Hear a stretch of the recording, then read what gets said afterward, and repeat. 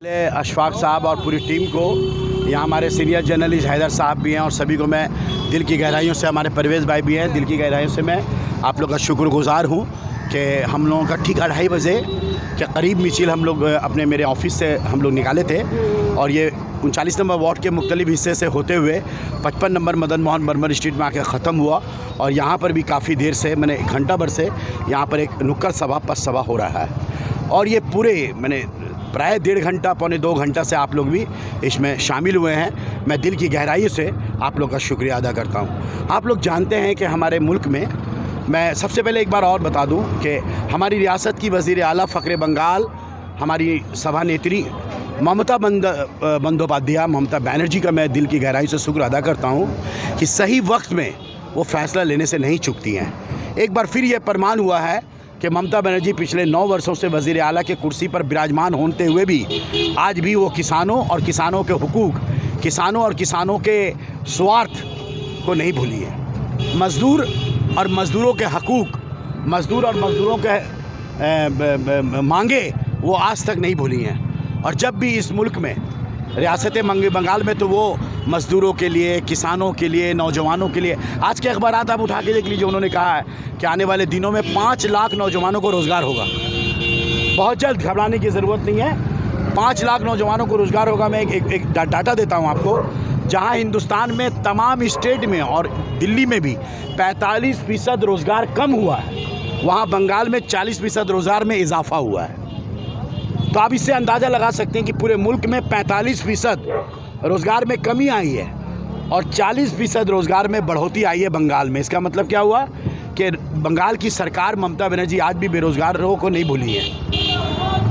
यहाँ मज़दूरों के हकूक़ की पामाली नहीं हुई है, बल्कि मज़दूरों के और असंगठित क्षेत्र के जो मज़दूर हैं, अनऑर्गेनाइज सेक्टर के जो मज़दूर हैं, उनके हुकूक़ के लिए, उनकी फलाह बहबूद के लिए बेशुमार 44-46 तो जो है प्रोजेक्ट ममता बनर्जी ने लिया है। चाहे वो ऑटो के ड्राइवर हों, खलासी हों, रिक्शा वाला हो, ठेला वाला हो, राज मजदूरा हो, वगैरह वगैरह वगैरह वगैरह। अनऑर्गेनाइज सेक्टर के जो मज़दूर हैं, उनके लिए बेशुमार काम ममता बनर्जी ने किया है।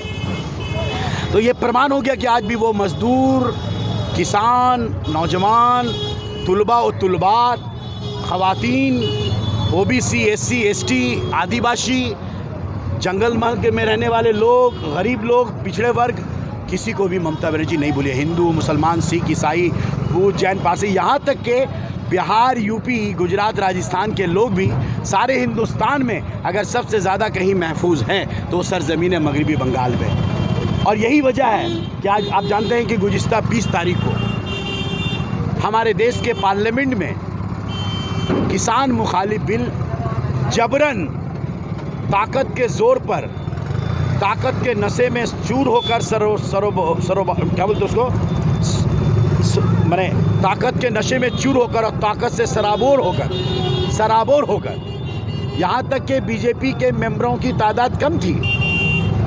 अगर वोटिंग होता तो ये बिल पास नहीं करा सकते मोदी सरकार, क्योंकि मोदी सरकार के शरीक पार्टनर भी जो है इस बिल के ख़िलाफ़ है। मोदी सरकार में जो शामिल हैं वो भी इस बिल के ख़िलाफ़ हैं। तो जोर ज़बरदस्ती जो मुकेश अंबानी और अडानी को पूरा हिंदुस्तान उठा करके देने के लिए वो अब मेंबर, यहाँ तक कि बीजेपी के भी चंद मेंबरान, मैं आपको बता दूं ये बात कि अगर बीजेपी के तमाम मेंबरों से भी अगर पूछा जाए, वो पार्टी के डर से बोलेंगे नहीं, लेकिन वो लोग भी खिलाफ है, क्योंकि उनको मालूम है जो लोग ग्राम से जीत के आए हैं वो नहीं जीत पाएंगे।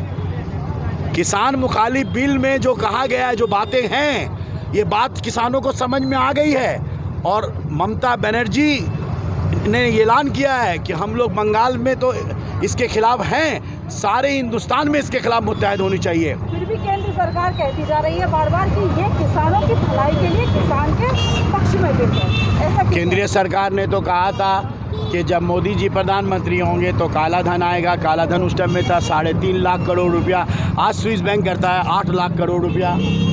काला धन में इजाफा हो गया। 50 दिन बोले थे नोटबंदी में, मोदी जी क्या बोल रहे हैं उस पर विश्वास मत कीजिएगा।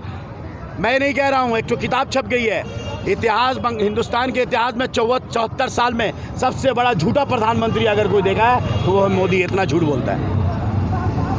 आप उनके झूठ में मत आइए, उनके फरेब में मत आइए। उन कहीं पे निगाहें, कहीं पे निशाना। अडानी को फ़ायदा है पहुंचाना। इसलिए ये सब बात है, मन की बात, दिल की बात, बहलाने की बात, फुसलाने की बात। गरीब परवर हैं, रातों को नींद नहीं आती है। वाह वाह वाह वाह वाह।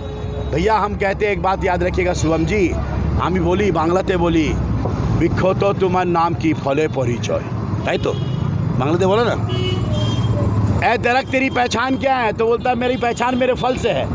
एक दरख्त देख के समझ में आ जाता है ये आम का पेड़ है या बबूल का पेड़ है या कटहल का पेड़ है या ये अमरूद का पेड़ है। पेड़ के फल से पेड़ की पहचान होती है।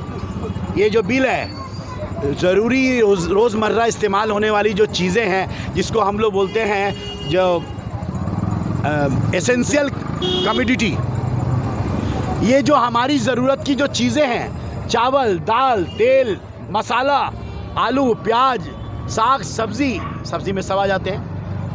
आज इनको एसेंशियल गुड्स से या कमोडिटी से हटा दिया गया। इसका मतलब हुआ आप अपने मनमानी चावल ज़ख़ीरा अंदोज़ी कर सकते हैं, आप दाल जमा अंदोज़ी कर सकते हैं, आप आलू जमा अंदोज़ी कर सकते हैं, आप प्याज जमाखोरी कर सकते हैं। जबकि हमारे मुल्क में ये ज़रूरी चीज़ें जमा करने के ख़िलाफ़ है। जितना आपको ज़रूरत है आप जमा कीजिए, जितना खाने के लिए ज़रूरत है, अपने परिवार के लिए ज़रूरत है, अपने संसार के लिए ज़रूरत है। अब शादी में हम लोग ख़रीदते हैं 250 kg प्याज, लेकिन अगर डेली आपके घर से 250 kg प्याज निकलेगा तो इसमें तो दाल में कुछ काला है। आपके घर में 3 किलो प्याज में काम चल जाता है और रोज़ाना हम देख रहे हैं कि आपके घर से 100 kg प्याज निकल रहा है, तो इसमें तो दाल में कुछ काला है। आप एक बात क्यों नहीं समझ रहे हैं कि रोज़ाना इस्तेमाल होने वाली जो चीज़ें हैं, अगर वो अडानी अंबानी के हाथों में चला गया, हमारे मुल्क में किसान 6 वर्षों में जितना सुसाइड किए हैं, इतिहास उठा के दीजिए। मोदी जी क्या बात करते हैं? तत्व कथा बोले, बांग्ला तो बोले तत्व कथा बोले। तत्व क्या बोल रहा है? फहरिस्त क्या बोल रही है कि 1947 से लेकर आज तक 6 वर्षों में जितने किसान ने हमारे मुल्क में सुसाइड किया, इससे पहले कभी नहीं किया। जीडीपी कहाँ गया हमारे देश का? -27। शेयर बाजार का हालत क्या है? रिजर्व बैंक का हालत क्या है? बैंक का हालत क्या है हमारे देश में? 2 साल के अंदर में, 1 साल में 2 करोड़ नौजवान को रोजगार देंगे, कहाँ गया? आज हमारा मुल्क पूरी दुनिया में सबसे ज़्यादा बेरोजगारों का मुल्क बन गया हिंदुस्तान।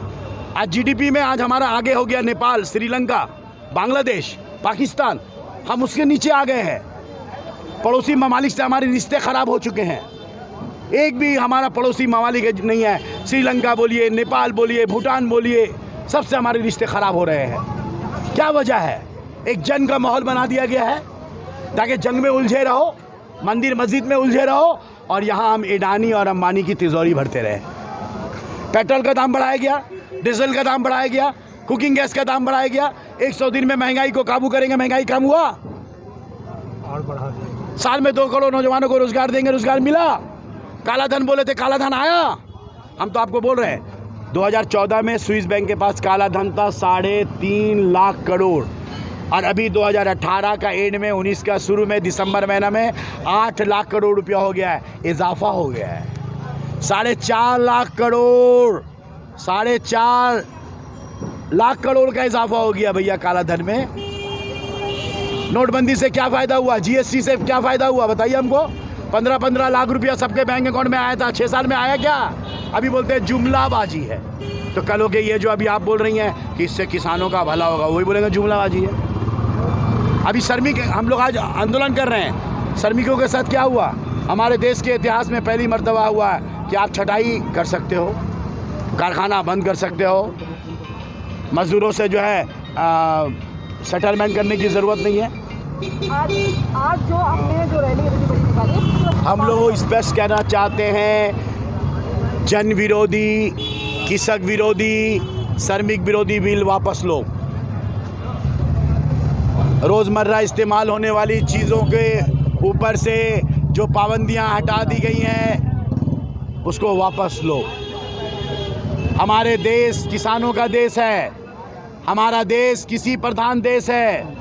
हमारा देश एग्रीकल्चर के खिलाफ, फार्मर के खिलाफ आप जो राह अपनाए हैं, वो राह अपनाने से मुकेश अंबानी का आशीर्वाद मिलेगा, किसानों का आशीर्वाद नहीं मिलेगा।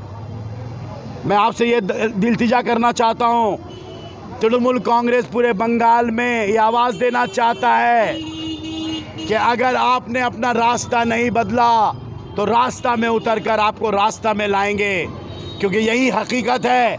कतरा कतरा समंदर होता है। छोटा आंदोलन को छोटा नहीं समझे।